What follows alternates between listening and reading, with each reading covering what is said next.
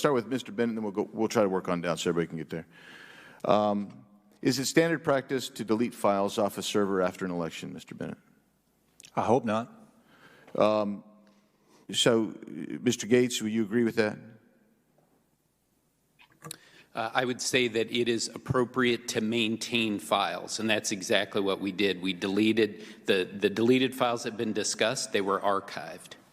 So you admit that you guys did delete, Maricopa County did delete files off the server after the election? That are archived. Yeah, and so when you released these servers and this information to the auditors to begin with, they didn't have access to those archived files at first. Is that fair to say? They did not subpoena those. That's correct. Okay, so you didn't feel obligated to turn that over then to them? We responded to the subpoena. Okay. Mr. Bennett, your response to that?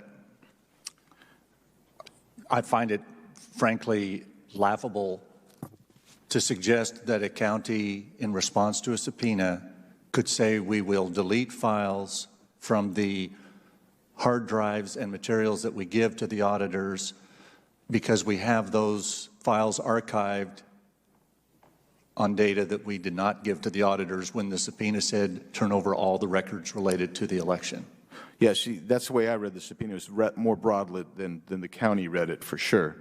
So, so your Twitter account mentions that the purging of the 2020 election database in the beginning of February is a standard practice. Can you please confirm for me that that's what you do for all elections? After all elections, that you do that? I cannot confirm that for you today, but we can certainly get you that answer, Congressman. Thank you, Mr. Chairman. Can you confirm that today or not? I really can't confirm that either today. I just know that because there is limited space on these servers, when you have to run another election, then you have to make room for the additional election data. So was there additional? Was there still? Well, let me just rephrase this. If that is the standard practice, which is kind of, I don't think you guys are saying that you know for sure, but the chairman just intimated that that's the case. Can you explain to me why data was still present for prior elections on the databases in and of itself? Yeah, again, I don't have an answer to that question, but we'll certainly get you an answer for it, Congressman.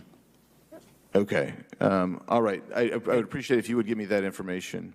And I do think that it's important that our recorder has suggested that he will be answering every question in a timely fashion.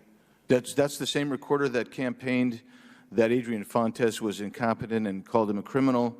And he was the guy that was running the 2020 election, and you actually hired someone to oversee Mr. Fontes because you guys didn't trust Mr. Fontes as well. Is that the same guy? Is that the same Stephen Richard?